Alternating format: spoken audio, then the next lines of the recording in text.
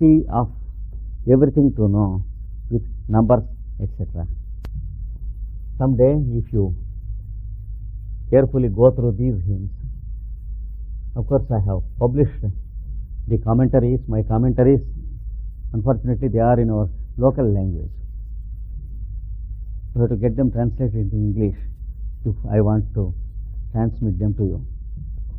And we go to the next stanza. That is the fifth stanza. Pardon? Certainly. Exactly. That's the first line. That's the second line. Third line. That's the fourth line. Tasmad virad ajayata. Virajo adhi purushaha. Sa jato atyarityata. Paschat bhumim atho puraha. Tasmat virat ajayata. Virajo adhi purushaha. Sa jato atyarityata. Paschat bhumim atho puraha. Tasmat, from him. Also, it also means from it. It means from him or from it. Here, if you separate it, it becomes Virat. It becomes Virat. It is a technical term. It has to be explained. No meaning. Leave it like that. Just like Purusha. We have to explain it. Ajayata means born. Virajo becomes Virajaha when separate. It means from this fellow, Virat. Virajaha means from Virat. Adhi, above. Purushaha means Purusha. Here, this becomes Saha and split up. Saha means he. This becomes Jataha. Jataha means born. Also, being born, you can translate like that. Being born. Acharichyata means surpass. Paschat means west. Bhumim, earth. The word atho means then, and also below, down. Puraha means before. This is the word meaning. Now you take the translation of the stanza. From this pervasion came out Virat, comma, the brilliant egg, full stop. From the egg, comma, once again the Purusha is born. Having been born, he expanded down into the earth, first towards the west, comma, then downwards, and then towards the east. That is the translation of the stanza. Till now we have seen that the Purusha has travelled in the upward direction in all these three stages and entered into the fourth stage, where he has completed his journey of the organic and the inorganic kingdoms on this earth. And here again he is going to start his journey In the same way, from this fourth stage, he is going to begin the same thing. That is, here he takes the form of the egg, and then again from the egg he comes forth. The same thing repeats. That is what he means. Here you can understand it only through a simile. That is, the stages 1, 2, 3, you take it as a male bird, and 4, you take it as a female bird, and the same fellow takes his birth again from the female bird in the form of this beautiful egg, and then from the egg he comes out just as his parent came out. That means, from the capacity of the omnipresent, he has come down to the capacity of the creator, and from the capacity of the creator he has come down to the capacity of the creation.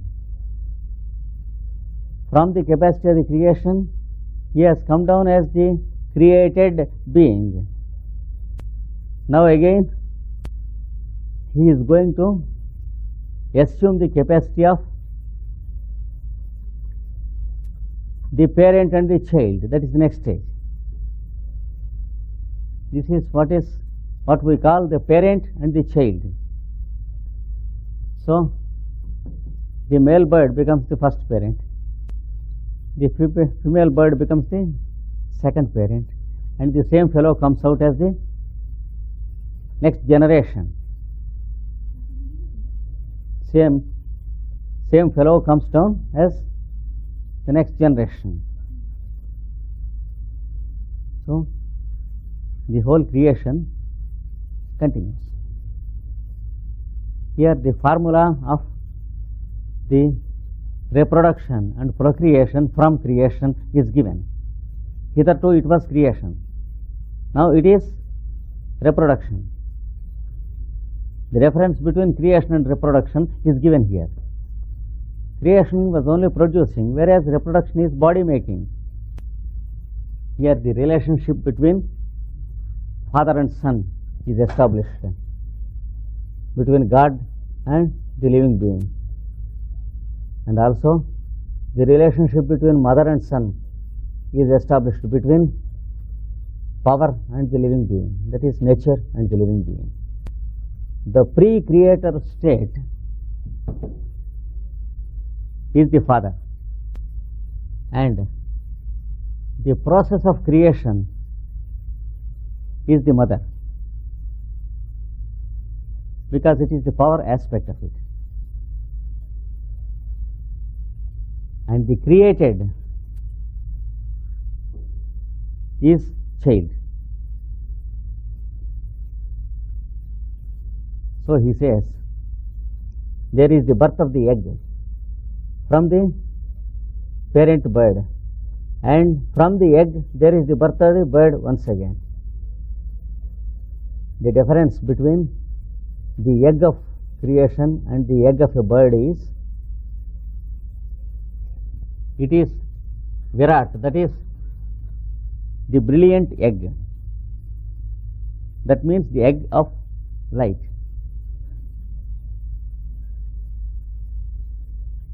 For the creation, the egg is formed with light. That is what we call the awakening consciousness in space.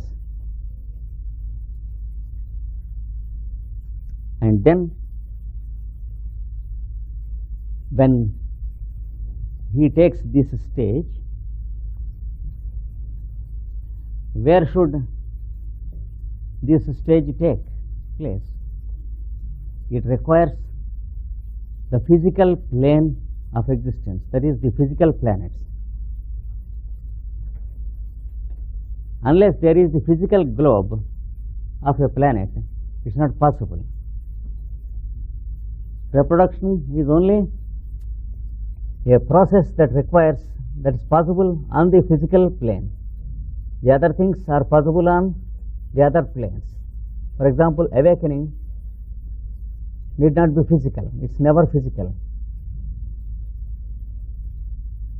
Sleeping is not physical.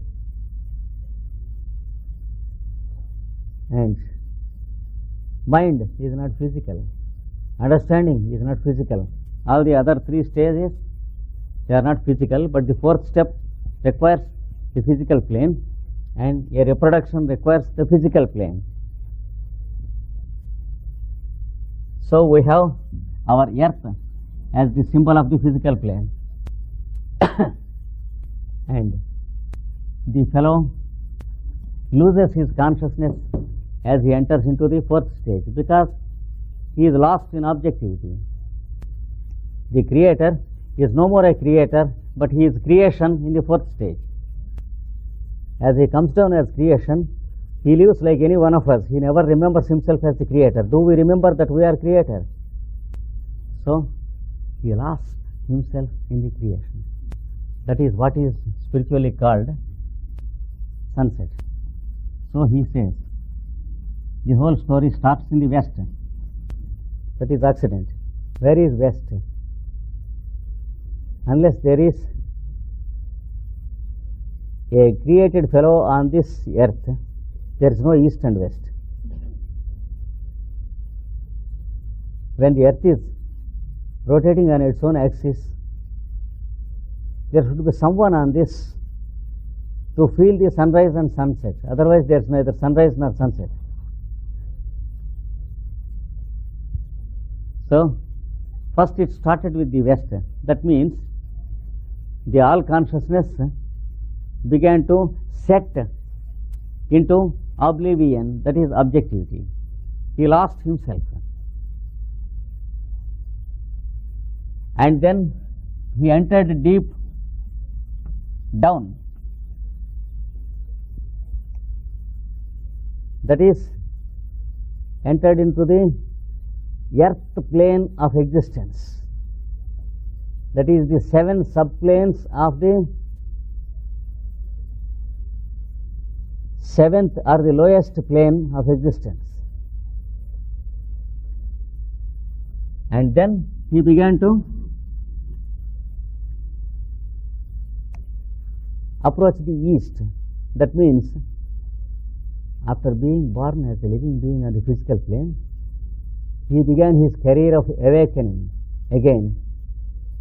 That is what we call the stage of evolution, passing through all these stages, reaching once again to a Mahaparinirvanic plane. So he reaches his east, and then only. First, he starts his journey in the west. Then he goes deep into matter to have a physical existence. And then he begins to evolve and reach his east. And then he goes to his meridian, the highest point of illumination, called spiritual living or liberation. We have these 4 as symbols in the day. Every day we experience these 4 cardinal points only to give us a recollection of the 4 awakenings of our evolution story.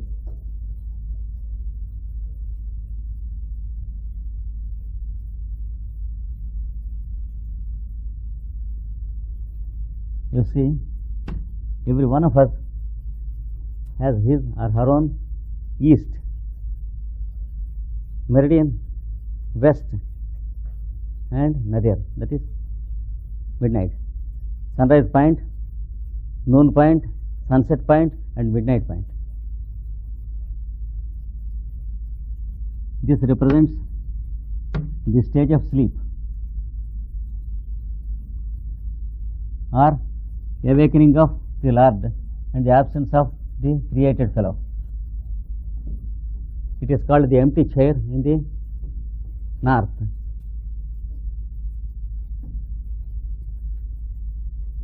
In the rituals, that is Masonic rituals, you will find the empty chair in the north, because the midnight position of sun is called north.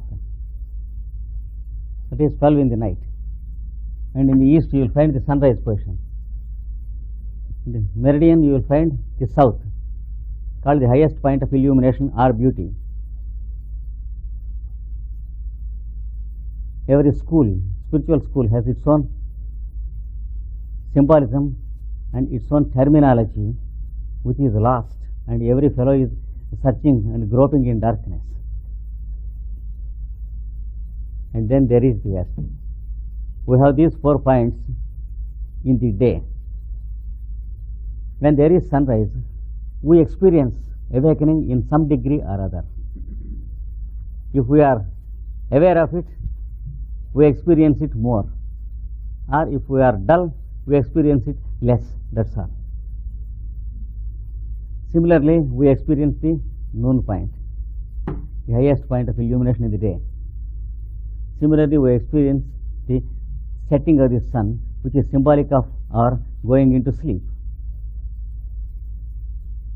These 4 cardinal points are there to represent the 4 stages. That is awakening, sleeping, dreaming, and the 4th consciousness, or the yogic awareness.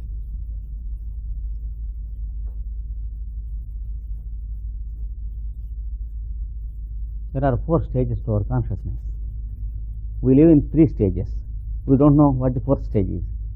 We live either in sleeping, dreaming, or awakened state, but we don't know the 4th stage. The yogi knows it.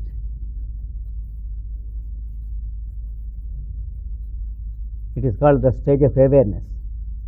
We are awake, but we are not aware.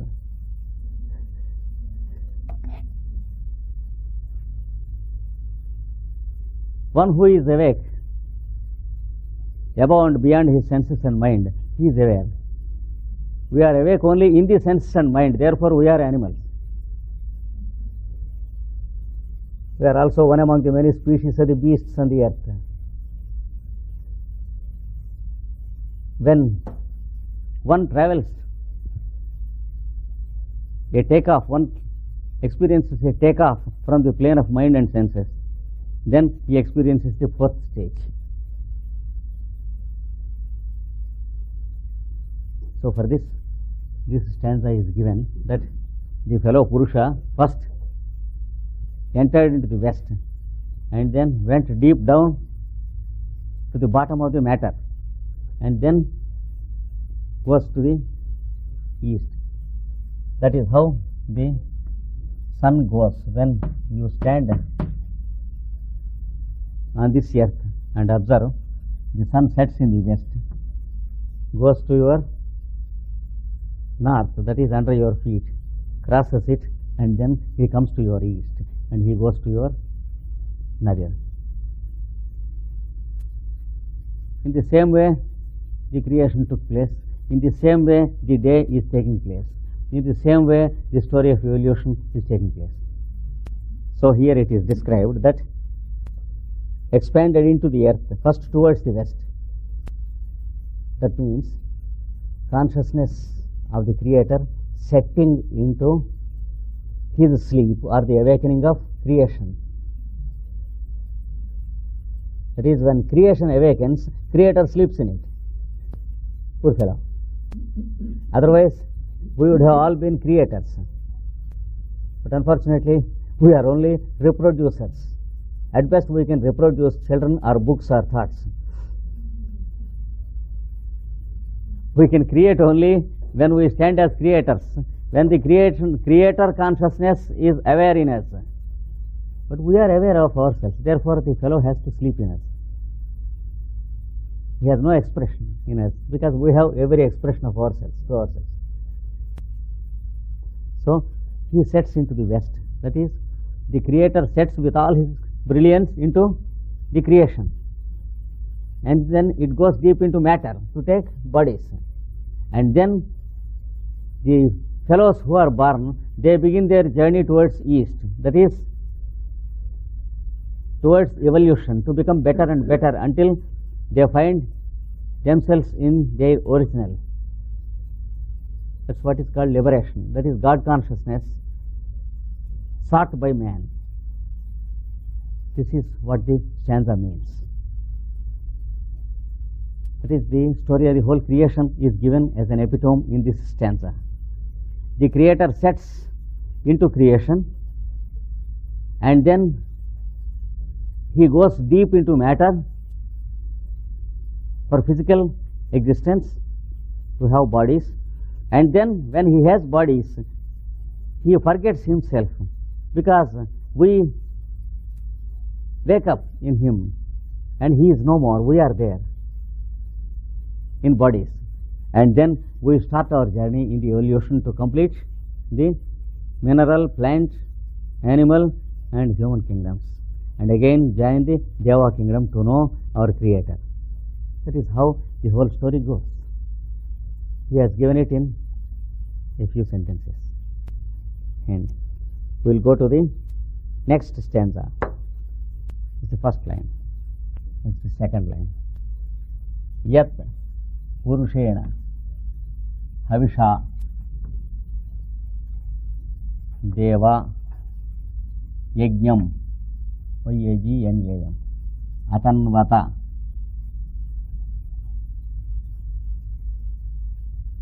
Vasanto Asyasit Ajyam Eje Vayeyam Grishma Yidmaha Sharat Havihi Yat Purushena Havisha Deva Yajnam Atanvata Vasanto Asya Asit. Like this you have to divide. Ajyam Grishmaha Yatmaha Sharat Havihi. Yat means how.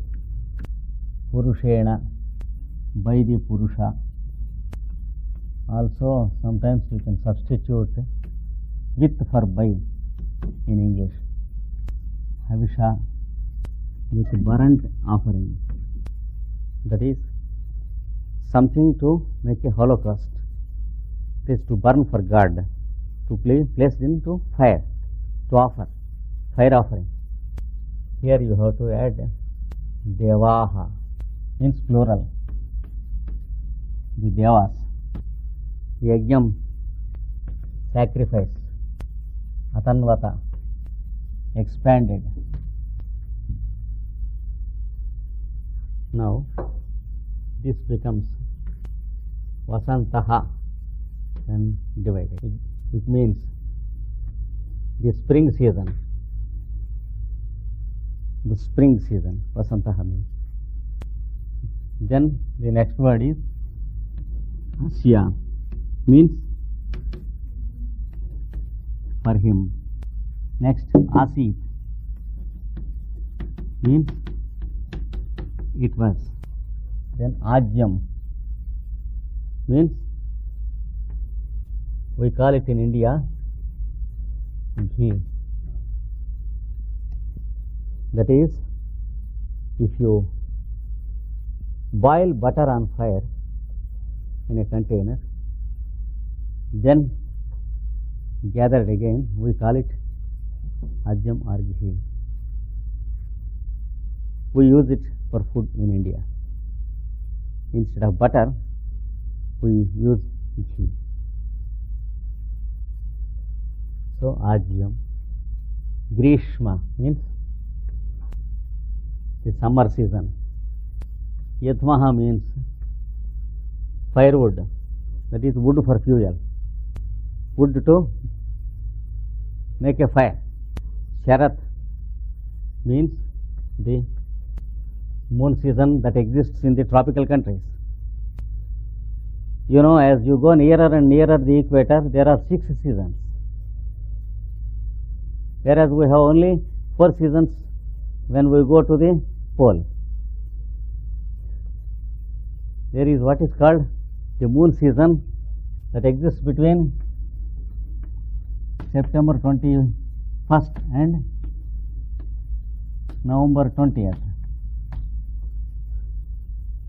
That's called the moon season. Also it's called the gathering season, because the agriculturist gathers the grain home. That's why it is also called the grain offering season, because they offer their first grain to God. They make the sacrifice of grain offering. That is called Sharat or moon season. Havihi means the same thing. Once again, fire offering or burnt offering. Fire offering or burnt offering. Now I will give you the translation of the whole stanza. Then the Devas made their fire offering out of the same Purusha. That means the Devas awakened in him when the creation was there. Therefore, they found him there. They made their fire offering. They did not have anything else. Therefore they offered the Purusha himself. Next sentence. Thus, the Devas understood the formula of multiplying by offering. So they first learned that they get more by offering, because there was the seed principle in the creation. They began to throw the seeds on the ground. Each seed gave birth to a plant which gave thousands of seeds. So that was how they multiplied. Instead of eating away all the seed and dying, they ate some seeds and they have thrown some seeds on the ground. Again there were seeds. So they found how to make multiplications. So the next sentence is, they called this yajna.